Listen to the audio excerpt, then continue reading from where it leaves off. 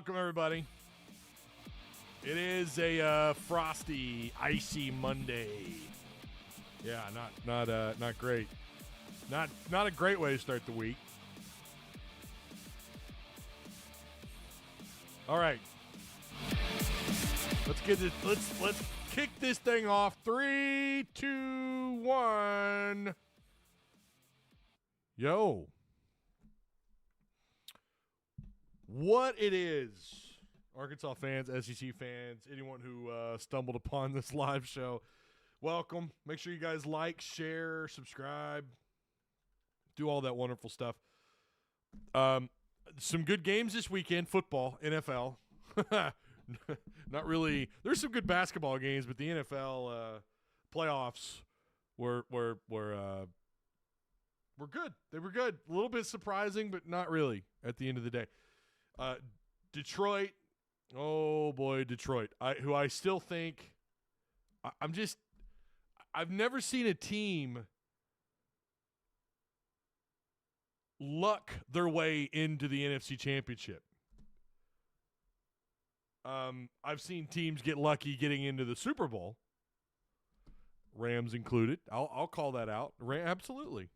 But the Lions are also getting a treatment of that. They keep playing these busted up, you look at the Rams, you look at Tampa Bay. Who is Tampa really? Who are they kidding? Fraudulent. We all knew. Listen, I like Baker as much as anybody else, but everybody knew that team was not – that was not a Super Bowl caliber team. That was not a team that was going to make the NFC Championship. I'm sorry. Oh, yeah. I'm rocking Monster, okay? Don't come at me in Discord, but I'm rocking my favorite Monster.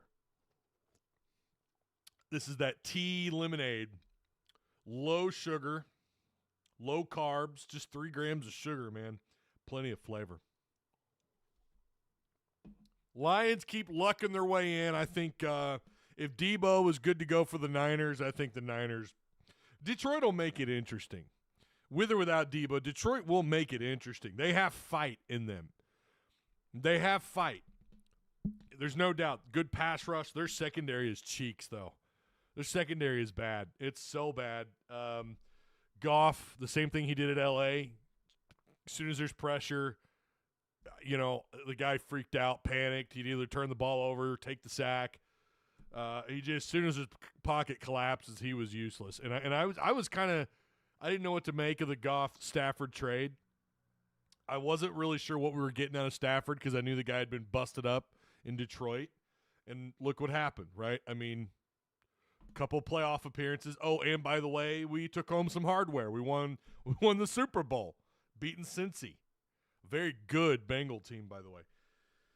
So Goff has done it again. Another team he's taken to the NFC Championship. So we'll see what they do. I'm taking the Niners. I think with Debo, I think they probably win. I'd take them. I don't know. It'll be interesting. Detroit's got fight. I will give them that. They have a lot of fight. You love that Dan Skipper, how involved he's been on the offense for them this year and some of the drama that's unfolded a little while back. Yeah, of course I'm rooting for Ragnow, who's arguably one of the best offensive linemen in pro football. I've been titled in Discord as a pro hog hater by none other than John Hawes, my own mod, who's a mod here, and he's a mod in our Discord, and he says I'm a former hog hater or a pro hog hater. I'm not. I hate the Niners. You guys have known me long enough. I mean, right there's a team, okay? The Rams and the Niners are bitter, bitter rivals, okay? And I have hated the Niners since the mid 90s. I still remember when Isaac Bruce was crying on the field when they beat the Niners in 99. Like, it felt like everything was coming. It was real. Oh, wow, here it comes. The greatest show on turf really is legit. They took care of business against the Niners. It is that deep. Can't stand the Niners. So, yeah, I'm sorry, Dre Greenlaw. I'm not your biggest fan right now. But I am picking the Niners. I am picking the Niners over Detroit. Listen, it'll be good for those guys, though. If they win either way, you're going to have a former Razorback in the Super Bowl. So that'll be cool. Once again, right? All right. I hadn't thought about that Goff is doing his thing, but Rams won the trade until Lions get a ring. I agree. Rams won the trade. Goff is a capable quarterback so long as he's got a clean pocket. If he's got a clean pocket, he can rip you apart. He can. But as soon as he senses a little bit of presence, he struggles. He certainly did it in Los Angeles, and that's why a part of me wasn't really that sad to see the guy go. But I just didn't know what we were getting in Stafford. So, yeah, Rams won that trade. Until he gets a ring, until the Lions take home the hardware, I'm sorry, Rams won that trade. I think pretty easily, actually. They've a Super Bowl win and 2 playoff appearances. Not bad in the Stafford era. Deepest, most talented team Muss has ever had. Really got me excited for basketball. We're going to get into that. We're going to start with that here in just a second. Let's first thank the first Patreon supporters. I think we're still touting 100. At the moment, we're still at 100. If you guys want to make sure your boy gets over 100, yeah, it's just I'm refreshing it on my phone. Yeah, we're at 100 members. Recent members. Well, Jeff Ankney has been a member. I don't know why it says he's a new member. He's not a new member. Taylor Pruitt, Megan Dupois. How do you pronounce that last name, Megan? Colin Abbott, Jesse McClelland. Am I seeing that right? Jesse McClelland, Colin Abbott. Shout out to you guys. Appreciate you. All Patreon supporters. If you guys want to get in on it, here's the link for you. There's going to be some changes moving forward on the channel. I was talking to my wife about it, and I've talked to some other people who've really given me some good insight. It has as much to do with Razorback basketball being as bad as it is. I don't know how many lives a week I'm going to be doing moving forward. I just don't. Basketball just isn't, unless you're here putting out a certain kind of thumbnail, a certain kind of title. It's really, I don't know. Razorback basketball has had a pretty big impact on this channel in a bad way. I don't know how. I'm looking at probably doing 1, maybe 2 lives a week, and the rest is going to be filled up with edited content. So you maybe not the rest of this week or next week, but in the near future, you may see this channel go down to 1 or 2 lives a week. There's just not enough to carry on an hour-long show other than Arkansas is shit in the bed in basketball. I'm going to start focusing a little bit more on Razorback spring football. There's a lot to talk about despite the fact of how things ended last year. There's still some very interesting angles that I'm looking at going into spring football camp and beyond. We've still got portal talk. We've still got high school recruiting talk. Like, those are things I'm probably going to talk more about. Basketball, because it is partly because Razorback fans are extremely fickle. I mean, once things look bad, they're done. Not you guys. Obviously, you're here watching this. But a lot of people just stop. I mean, I've been doing this for a while. I pay attention to my analytics. I look at my numbers. You know, this is a football-first channel without a doubt. Baseball is way, way down at third. I think I could talk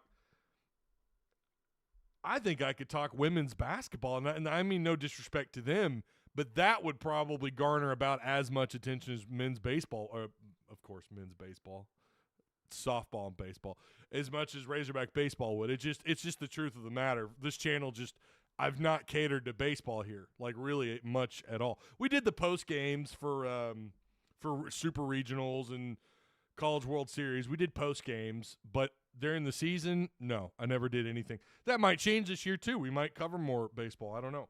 I can tell you though, it's if it's not worth my time, I'm not going to do it. I'm just not. I'm not going to do it. I'm going to find something else that's a little bit worth my time and your time as well, right? You guys want me to focus on the things that I've talked about for years. So basketball moving forward, I don't know, because things are so bad. It doesn't mean I'm not going to talk basketball. I mean, losing has consequences, not just for the team. It also does for people like myself who focus only on Razorback sports. That's the truth of the matter. I don't have a panel of people here. It's just me. I'm one of I don't know how many solo acts are left on YouTube. Trey Biddy is probably about the only other one, and even he's not really a solo act. He brings on his guys to help. Well, who's left over there, anyways? Danny West, and they do good. They do great work. Obviously, I think very highly of them, but they're having some movement over there. That's just part of it. You know, they'll get some quality people. I think they already hired one guy. I think they've hired a couple of guys the last several months, but yeah. But there's not very many solo acts left. And so it puts a lot of pressure on channels like mine. I don't know. There's more Razorback channels popping up every day. So I have to recalibrate a little bit. So without a doubt, in basketball, I thought would carry a little better and longer than it has, and it just hasn't. They have shit the bed that much. Nobody really cares. And I get it. You know, I'm right there with you guys. I don't even want to talk about how bad they are. We are, however, going to talk about what their odds are of what's going to happen moving forward. We're going to take a look at the schedule. We're also going to talk about high school recruiting and also a portal update. We've got a few things there to talk about. Yeah. So I do appreciate you guys who do come through and watch and like and share. Basketball's been so bad that I'm actually interested in football again. It's the circle of life, man. It's the circle of life, I swear to God. You don't have to like a team. Let's see. Laugh out loud. You don't have to like a team because they have a former Hog. Yeah, that to me has always been bizarre. If there's ever been a former Hog with the Niners, I'm sorry. I'm going to root against them. I don't like the Niners. I hate the 49ers. I will be rooting for Detroit. Absolutely. People could call me a sour, salty Ram fan. I'm not. I'm actually rooting for Detroit against the Niners. I do think there were certainly some calls late in that Ram-Lions game that could have changed the outcome 100%, but that's part of football. The Rams they've benefited from that as well in the past. I'm very well aware of that. I just don't really buy into Detroit. Like they should have lost to the Rams at home. A busted up Ram team. Guys injured left and right. They lost Tyler Higbee late in the game. There was that late hit on Stafford that wasn't called. Stafford had a bloody stump of a hand. And he still was shredding their secondary. I'm just not that bought into them. I'm rooting for them against the Niners. I just don't think. You know, it kind of reminds me of when TCU got in the playoffs a couple of years ago, and we all saw how that went.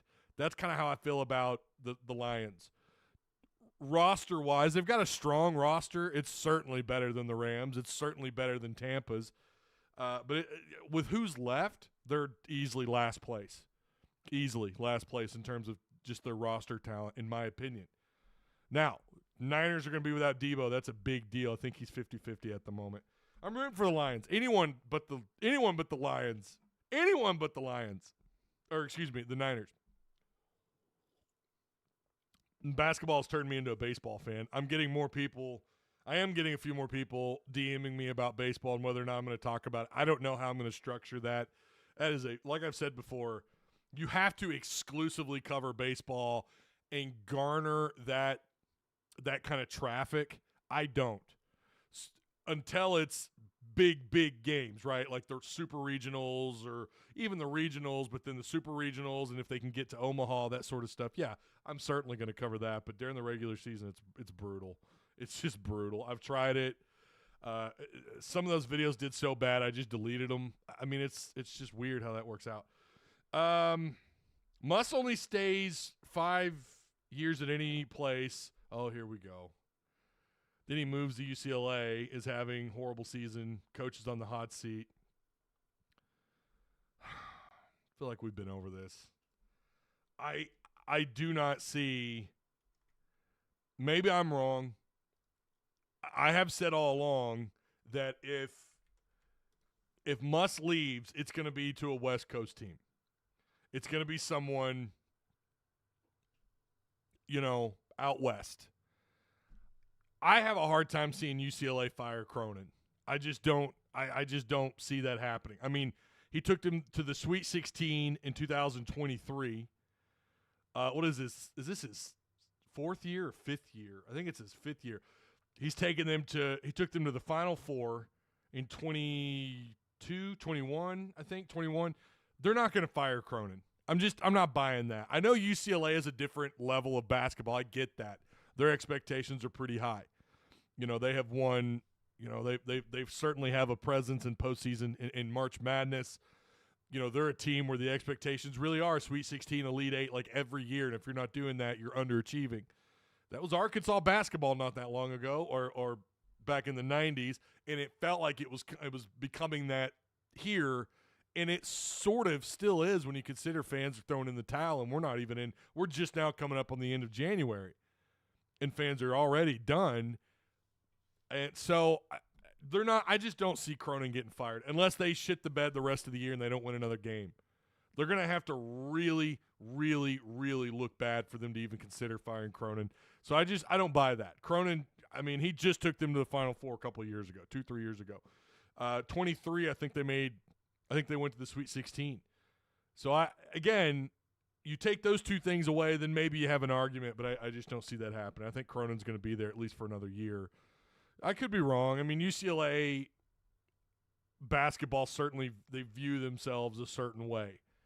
And some of that's deserved, right? But Cronin's a quality coach. If Muss was fired or if Muss left for UCLA, I would be okay with Arkansas going after Cronin. I'll just say that.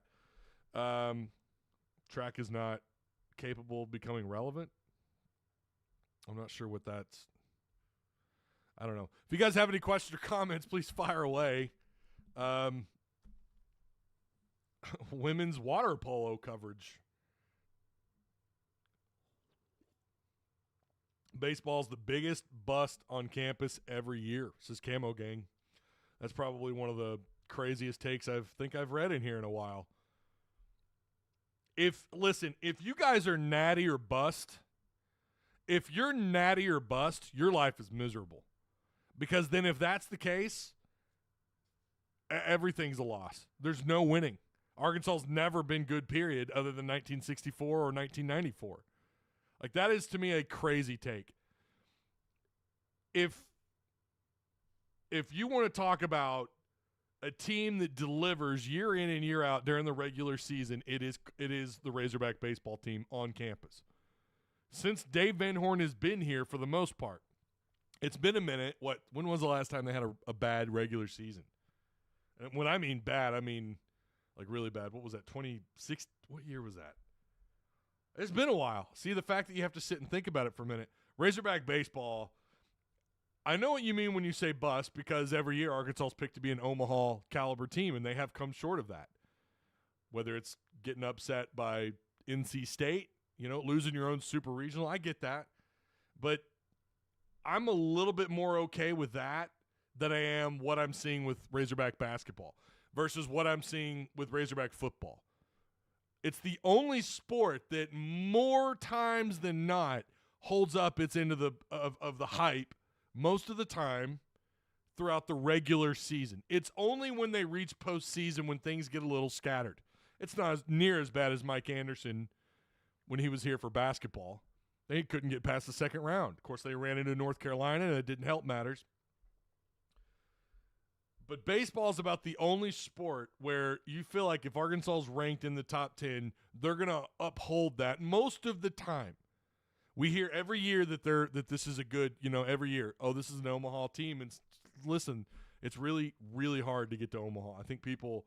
I just don't think people put enough respect on that. Like how hard it is to host your own, just to get to a point where you host your own super regional, and then to get to Omaha. I think it's one of the hardest things to do in sports. And then you get to Omaha, it's almost like a tale of 3 different seasons in a single season. It's hard.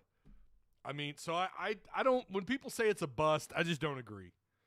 I would say this year's the biggest bust in Razorback basketball in a long time. This is a big bust. It is. Y'all coming in hot with shit takes. Well, when things are bad, right, it's like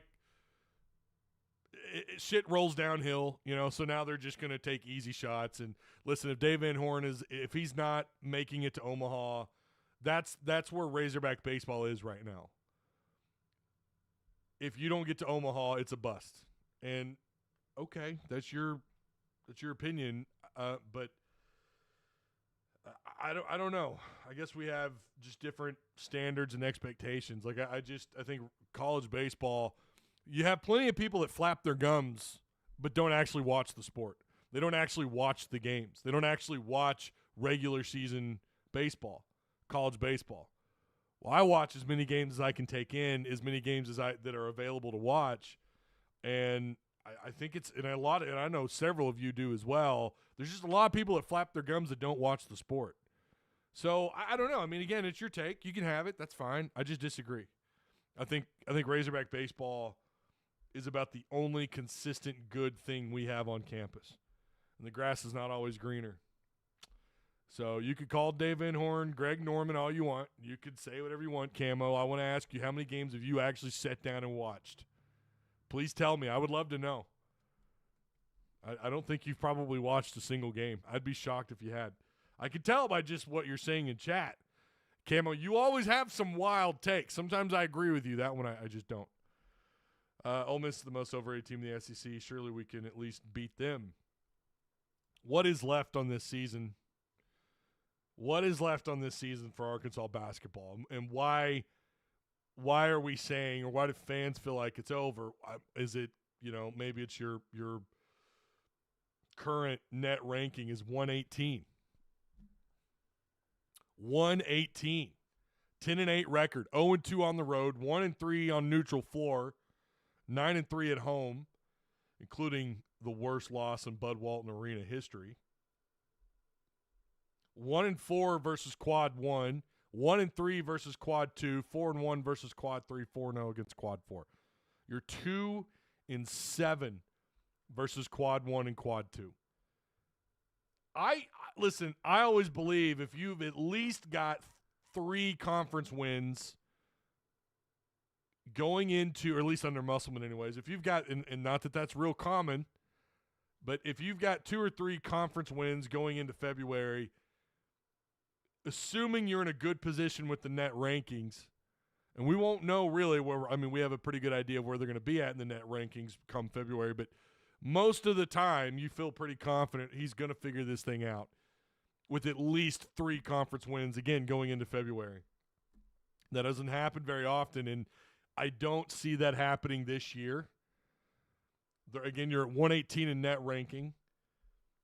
You have been blown out multiple times, even though the scoreboard doesn't always reflect it. 5 out of 8 losses have been by double digits. I don't remember the last time that's happened under Musselman. I don't know that it has in his first 8 losses. I really don't think that's ever happened. Maybe even going back to Nevada. I don't know that that's ever happened. 1-4 in conference play. You're going to be lucky to go into February with a second SEC win. So now you set up February as a nightmare scenario because you've still got Ole Miss left on the 24th of January. 27th, you got Kentucky at home. It doesn't matter where you play them. They're going to be favored by double digits easy. And then you end the month on the road. You'd feel a lot better if this was at home. On the road against Missouri. Yeah, Missouri's bad. I'd say right now them and Arkansas are like 13A, 13B. Like they're both just really not – they're playing horrible brand of basketball. And yet Missouri might get a slight edge despite not having a single conference win. That's how you end the month. And then you start the month off at LSU. LSU's playing a far better brand of ball than I thought they would. Georgia, who's better than I thought they would. We'll see how that goes at home. But right now they're a pretty decent squad. At home against, right now, number 5 Tennessee Volunteers on the 14th. On the 17th, you're on the road at Mississippi State, and then you're back on the road again against A&M. You beat A&M. Again, anytime you mention road or away from Bud Walton, that's going to probably give that opponent plus 10 points. That's going to give them like plus 10-point advantage because Arkansas has been shit on the road. You kind of close out the month in a good place against Missouri at home and Vanderbilt at home. Those are 2 conference games. Those are right now the only other 2 conference games that I feel like nothing's a guarantee with this program right now. But those are the 2 games you feel the best about, at least getting a couple more conference wins, possibly. We're going to know all there is to know about Arkansas come before the 24th of February for sure. I mean, we have a pretty good idea of who they are now. And then you're back on the road to start off March against Kentucky, at home against LSU, and then you in the regular season on the road against Alabama on the 9th, and then you go into the SEC tournament. I don't see, but there are no guaranteed wins, but I only see maybe three wins left on this schedule. Which would put you at 4 total conference wins. Obviously, that's not NIT. That's definitely not NCAA tournament. I'm not one that takes strong stances this early in the season. I've always been the type of guy, you guys who've watched me long enough know, I'm going to let it play out, and then typically I'm going to get into like halfway through February. And maybe I should take my own advice in doing that, but I just don't think I should. This team is done. Like, stick a fork in it. They're done. I don't know where the hell they're going to get. I mean, look, they need 9 or 10 conference wins. They need 10 conference wins. Where the hell are 9 more conference wins? Where are they? Maybe you can snag a couple in the SEC tournament. Maybe you're going to have to rely heavily. Maybe you could position yourself. If you can win, you're going to have to win about 3 games you have no business winning, and then beating Mizzou and Vanderbilt, and then get into the SEC tournament, I think, to even have a shot.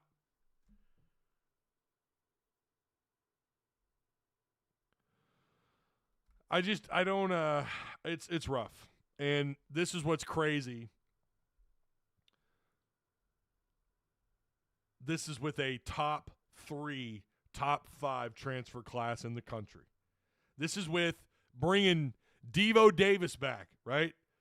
You brought back Devo. Brazil, he's back. He's healthy. Oh, my God, we got a taste of it last year, baby. We got a taste of it. Oh, we're going to be great. It was so huge getting Devo back. He didn't go to the portal. He didn't leave. And you guys wonder, what's Ty going to do? I'm going to have to resort to doing edited content about football. That's how bad things are with basketball. I'm going to have to factor in baseball a little bit more. I'm going to have to alter the way I do things because of how shit this team is. Someone who I'm good friends with messaged me, and he goes, Razorback basketball is costing you money. I was like, I don't care about that. I'm doing my best to build a community, which is why we have Discord, which is why we do the lives 3 times a week.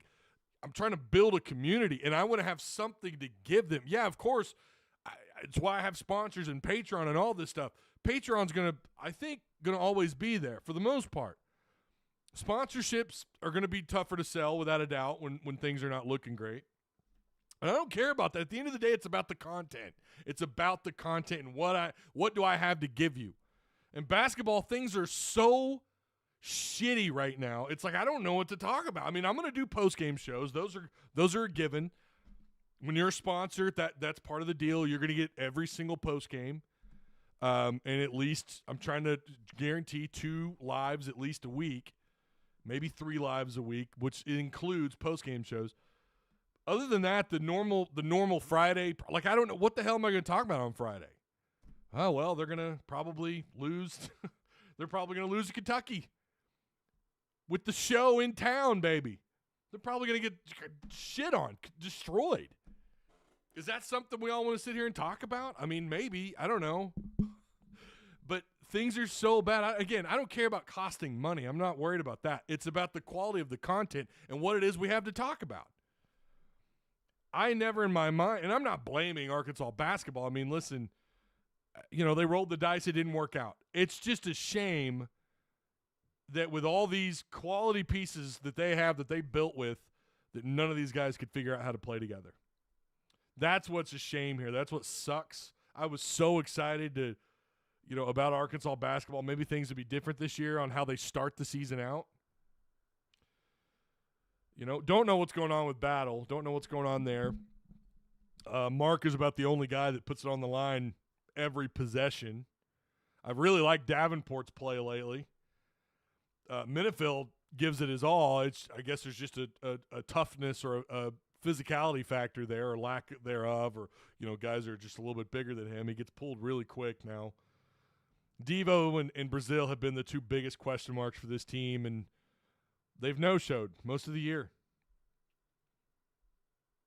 And it's not like Brazil's numbers are 100, like they're atrocious. I mean, he's averaging 9 points, 6, almost 7 boards a game, along with the block or more and only turning the ball over just under 2 times a game. It's not like Brazil's having a complete shit year. We just expected Brazil to have a far better year.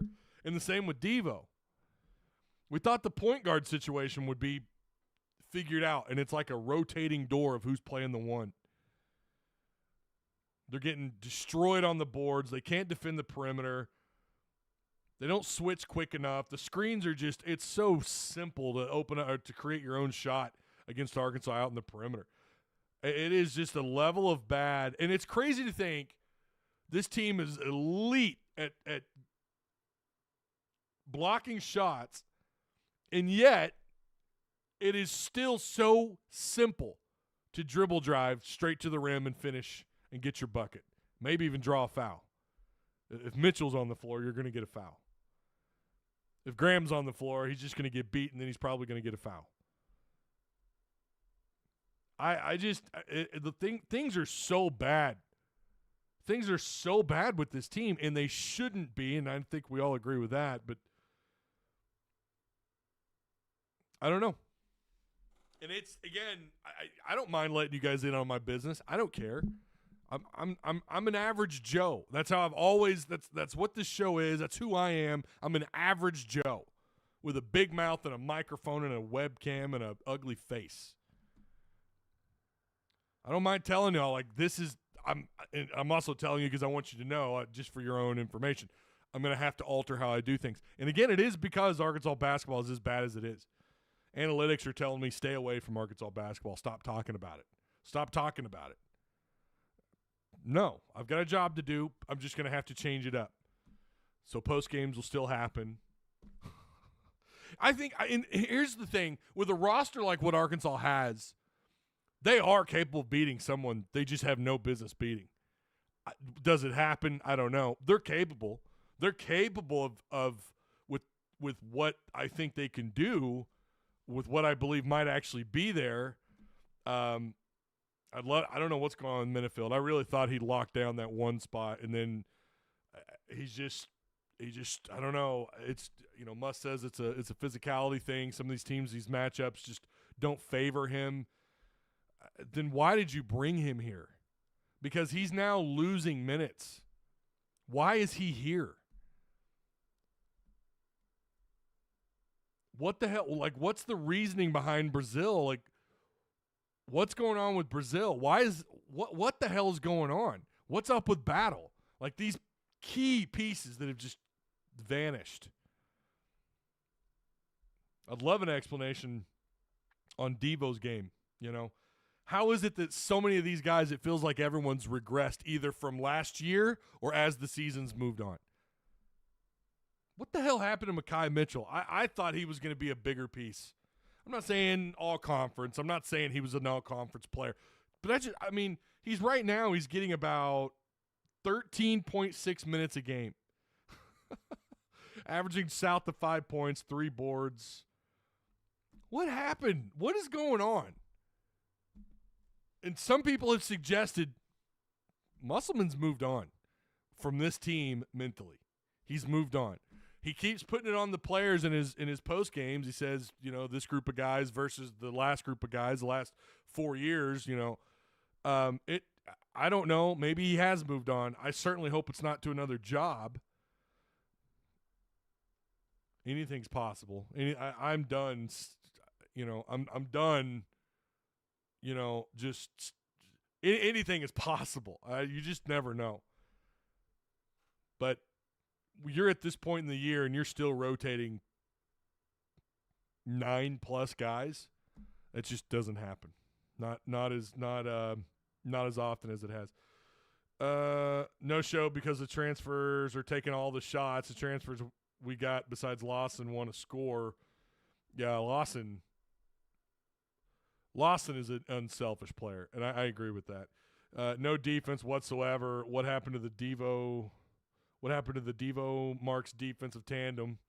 Says Mr. Razorback Red. Shaking my damn head, he says.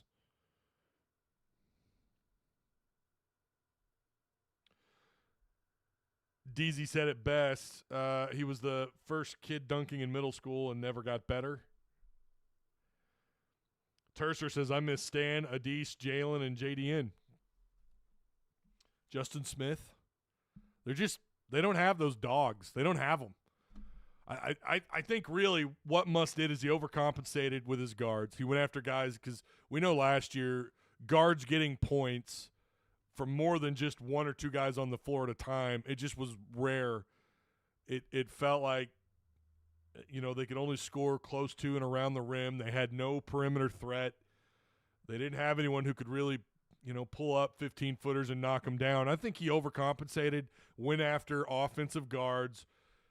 I guess he thought he could coach defense here with them. I don't really know.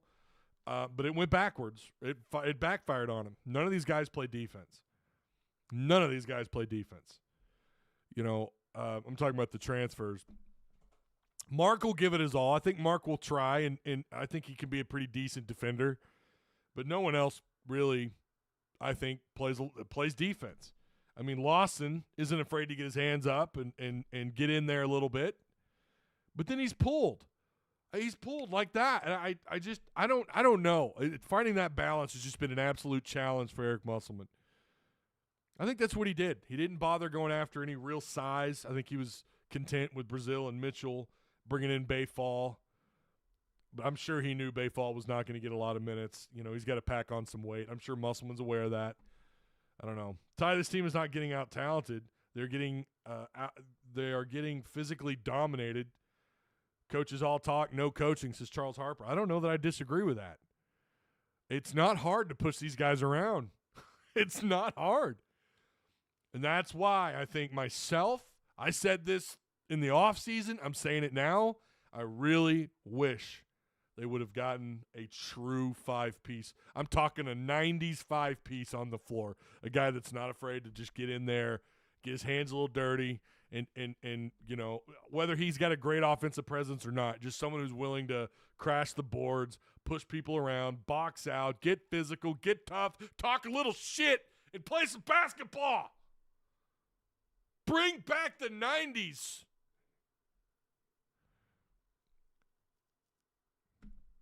It's sad that Devo and Brazil haven't had a good game the entire year. Well, Brazil, no, that's not true. Brazil against Duke. Brazil's showed up a couple of times. It's just not been consistent. I want to thank sponsors, Direct Service Overhead, the Garage Door Company. They operate out of Central Arkansas and in Northwest Arkansas. They offer same-day services, quality parts, affordable outcomes, hundreds of five-star reviews, including your boy right here sitting in front of you. Give them a call today, 501-244-3667. Again, that is Direct Service Overhead, the Garage Door Company. And, of course, the Odd Soul Craft Bar Pizzeria, located on Emma Street in Springdale. Listen, if you don't feel like going to the game, but you want to watch Arkansas and maybe some other games that are worth watching, check out the Odd Soul. Tell them Ty sent you. Fantastic pies. Great stuff on tap. Fun environment. Great, fun staff. Good folks over there. The Odd Soul Craft Bar and Pizzeria. Yeah, long ways to go. I think they're done. I think Arkansas basketball's done. That's not something I usually do. Thank you, Austin, as always, for the share. Appreciate that. You're the man.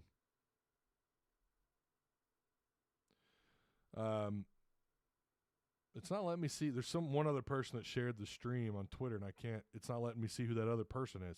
Whoever you are, thank you. I'm assuming that's Philip. Can't say that he didn't go after size at all. The size he went after chose not to come here. Well, you're not wrong. They whiffed. I think the question would be, why wouldn't they come here? why wasn't he able to land them here? Yeah, of course, they missed out on guys, but I don't think they took a priority, Kingsley. I don't think they were priority. I don't. I think going after scoring guards, I think he felt good about Mitchell and Brazil and Bayfall, who he was bringing. I think he felt comfortable with those guys. I don't think they took as much priority as scoring guards, because there's no doubt that's been a question since he's been here. There's no perimeter threat. You know, every once in a while they'll have a mid-range guy, but he felt like he was probably adding 2 or 3 with this roster out of the portal. No, you're not wrong. They certainly went after. Maybe I said that wrong. Yes, we're all aware. I covered it here. They went after some guys. They missed. You're not wrong. But I think the priority was in getting those scoring guards. I think that 110%. Could not, and listen, maybe those guys didn't want to come here because of who they had here, because they were bringing back Mackay, and because they were bringing back Brazil, and because of Bayfall coming in. Remember, Bayfall was a pretty big-time prospect. Everyone knew who that guy was. Blocker as well. Of course, blocker's different position, but they took advantage of a 7-foot guy at Purdue and haven't done anything since. That's what's crazy. These bigs, it's just too simple. It's too easy around the iron to score on Arkansas. It's just too easy. They're going to struggle from here on out unless they – I really don't know what the answer is, short of maybe – I don't know. Lawson with those long limbs of his, with his long arms, with that reach. I mean, we could sit here and talk about height, and yeah, that matters, but reach matters as much.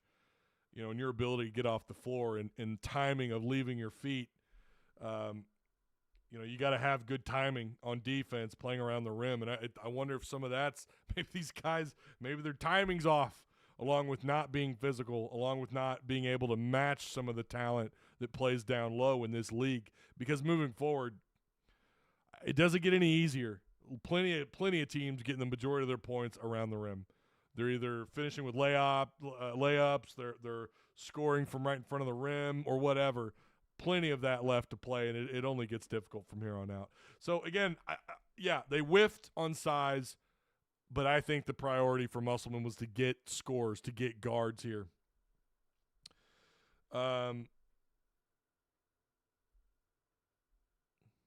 This will kill their NBA chances. The window of opportunity is closing, says Angel. Must needs to start getting more physical players, says Razorback Rock. Coca 1019 says we're on to baseball, or 1019. We're on to baseball. Bring in Corliss to recruit bigs. I think he would do well in state. You know, Corliss 94 was a long time ago. I don't know that he has the same presence that he would have had 20 years ago, right?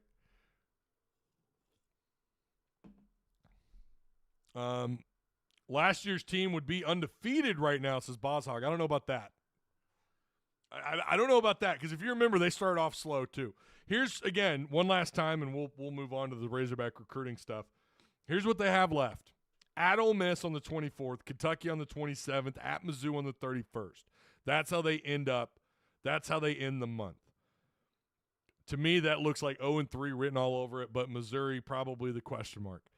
And then you start off February at LSU, Georgia at home, Tennessee at home. Maybe you can – I mean, I thought they played Georgia. I don't know. I don't know what to make of that. Having them at home is nice, but I still would chalk that up as an L. On the 17th of February, you go on the road to take on Mississippi State. That's got L written all over it. At A&M on the 20th. A&M's not very good, but Arkansas's terrible on the road. That's an L. Missouri, Vanderbilt, back-to-back on the 24th to 27th at home. God, you better win those. And then at Kentucky on March 2nd. And then LSU on March 6th. Alabama's how you end the season March 9th. That's how you end the season. All right. Yeah, I don't see more than about 4 or 5 conference wins. Ceiling feels like 5. It really does. So, yeah, I think put a fork in it. They're done. If they turn this around, it would be the greatest turnaround I have ever seen in Arkansas basketball history. And not to say that Musselman's not a high caliber coach. I still think very highly of Eric Musselman. I still think very highly of his staff. I think very highly of the individuals they brought in. There's, it's rinse and repeat, copy and paste. It's chemistry.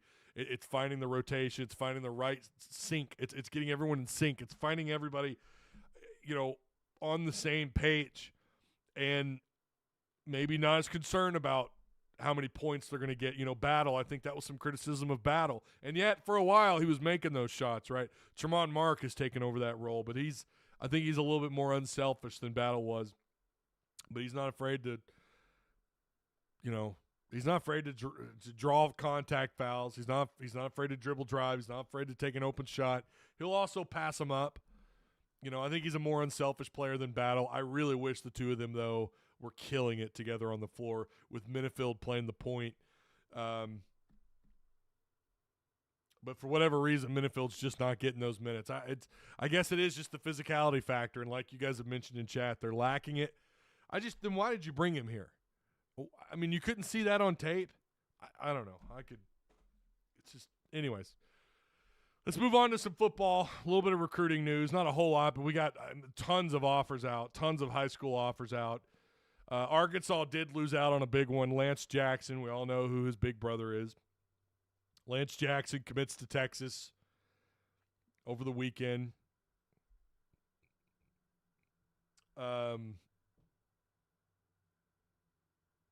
Wait, when did he commit? Why does this say the 25th? Oh, 24th. I was going to say it's not the 25th. Yeah, it's the 22nd.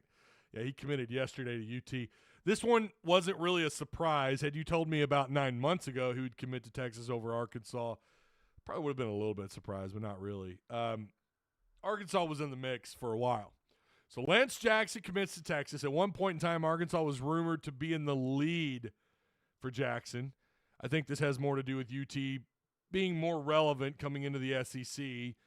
UT has plenty of momentum.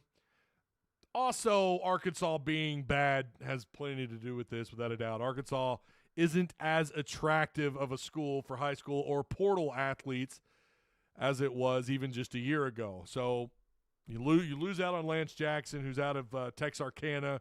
We all know his big brother is here. We kind of thought that would give Arkansas a little bit of an advantage. Along with Deke Adams, who's done a really good job with that defensive line. Listen, at some point you just have to throw it up to Arkansas's bad. The optics of the situation with Razorback athletics overall not great outside of baseball, but football. You talk about shit in the bed. They did that in 2023, and that is having. We've said it before. Feels like it's starting to become a T-shirt, a bumper sticker. But losing has consequences, and this I think comes along with that. But also, like I mentioned, it's the fact that UT's coming into the SEC, and they're, regardless of how things panned out in the postseason, UT's on. They're coming in with plenty of momentum. So it's not shocking that he would pick UT over Arkansas. But he was, I think he was even given a crystal ball 10 months ago or so to Arkansas. Just didn't pan out that way. Now, we know there's a long ways to go until the 2025 signing class starts. We all know that won't start happening until December. Got a long ways to go. And then there's also that, how long does he stick around at UT, will he eventually hit the portal? But keep in mind, by the time he's in the portal, assuming that even happens, first off, his brother won't be here. So just keep that in mind. For anyone who's like, he'll just transfer to Arkansas. Why? Well, I mean, what would be the advantage? Maybe you could say, well, his brother did once play here, and he enjoyed playing under Deke Adams. But then you also have to think, is Deke Adams going to be here by that time? Because we could be seeing a reset at the head coaching position, which means sometimes, a lot of the times, those coaches bring in their own staff. So just throwing that out there. Some recent offers Arkansas has sent out. There are so many. I'm just going to go over some of the highlights. Christopher Burgess, this kid that's committed to Notre Dame. I don't know. They sent him an offer. He committed to Notre Dame on the 6th, not that long ago. He committed to them. He is a unanimous 4-star. He's an edge rusher, 6'4", 230. Part of the 2025 class. Again, that's the next recruiting cycle, right? This recruiting cycle pretty much done. with the final signing period, which is coming up in the first week of February. That'll be the final signing period. Then you've moved completely on to the next class, which is the 2025 class, which is who Burgess belongs to. He is a unanimous 4-star on On3, 247, ESPN, and Rivals. Arkansas throws him an offer. He's committed to Notre Dame. Right now, there's no reason to believe that he wouldn't sign at Notre Dame, but Arkansas did just offer him. Then there's Zadian, I think I'm pronouncing that right, Zadian Gentry, a 6'1", 165-pound corner out of McKinney, Texas. Arkansas's had success in that area. He's currently favored to SMU, but he's starting to garner a lot of attention from several schools, including Arkansas, TCU, and Oklahoma. Again, 6'1", 165 corner out of the 2025 class. Then there's also Kelshawn Johnson, 2025 class, 5'11", 160-pound wide receiver who is favored to UT. A&M also has an offer on the table. Penn State, SMU, and Arkansas just recently. I believe they just recently offered him. His name came across my group chat that I'm in for people to keep an eye on. He's a unanimous 4-star everywhere but ESPN. Highly touted wide receiver out of Houston, Texas. Again, that's Kelshawn Johnson. And then someone had asked me, and I'm only going to bring this up, about Quentin Murphy, who's more of an athlete out of Central Arkansas, out of Parkview, Little Rock. 3-star. He is an athlete. Rivals has him as a 4-star. I don't know where he ends up. On3 says he's favored to Georgia. I don't know that Georgia's ready to take any commits from anybody from Quentin Murphy. I don't know. I thought I had heard Ole Miss was rumored to be the favorite, but he has camped at Arkansas. He's an interesting athlete, 6'1", or 205 pounds, again out of Little Rock, part of the 25 class. We'll see. I think he's got a bright future. He's a great athlete. Excited to see what happens with him. I don't think Arkansas goes after him. We know they've already got a quarterback committed for that class. Out of the transfer portal, they offered another South Alabama player, Khalil Jacobs, 6'2", 220 pounds. He was responsible for 23 stops in 2023. His PFF grade, although under scrutiny, PFF under some scrutiny after some comments made by a certain former defensive end out of Houston, and he's right. I think their numbers do deserve some scrutiny. But the PFF grade is 64.1. His cover grade is really good at 76.8. He signed with South Alabama in 2022 as a 3-star. But Arkansas has offered. And I think that offer actually came last week. We may have brought it up before, but it's worth mentioning again because the portal's kind of slowed down. We know the actual scholarships that are available, I want to say they've got like 2 or 3 left, but then I've also seen where they're still over. So I don't know. I'm assuming they are still expecting some more guys to hit the portal. And I think there probably will be some more players hit the portal. Not saying that like someone's told me that. I just feel like that's probably the case because there's still a couple of spots you wonder about, right, on this team. So maybe they'll lose a super senior or someone else, but it's not over until after that final portal window closes, which is shortly after spring camp when it's all done and over with. What's up, Talking Beer? How you doing, man? Hit the like button. It's free and it helps Ty in the channel. Appreciate you. Thank you so much. Get those likes up.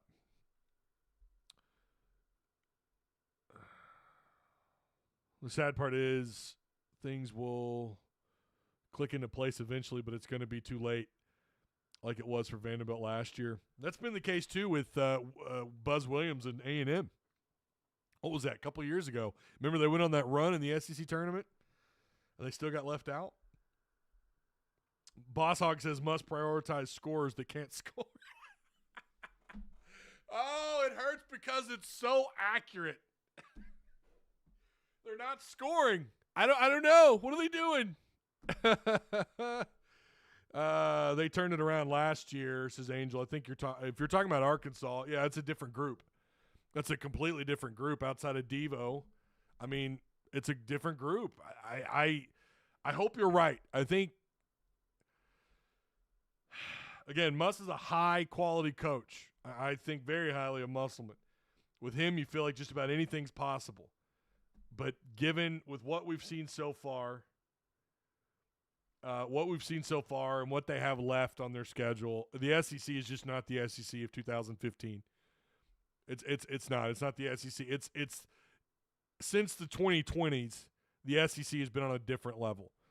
It's been way better. The quality of coaches are higher. The quality of players they're bringing in are higher. They're doing a good job of taking advantage of, and I think Musselman was really the first to really turn it over with the portal, but they're doing a good job of taking advantage of the portal. The SEC is a different league, and I would argue it might be one of the top 2 leagues so far. I don't know if it ends up that way, but so far they're probably one of the top 2 leagues in Power 5 men's college basketball.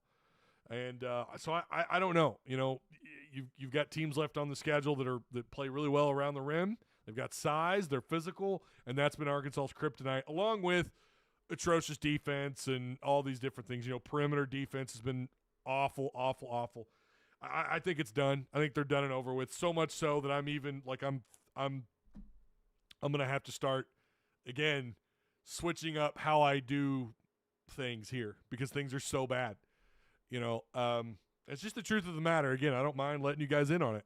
It's things are that bad. So we'll see what happens, you know, moving forward. You always I'm typically a guy that wants to let things play out. I've always been that way, but it just doesn't seem possible. It really doesn't.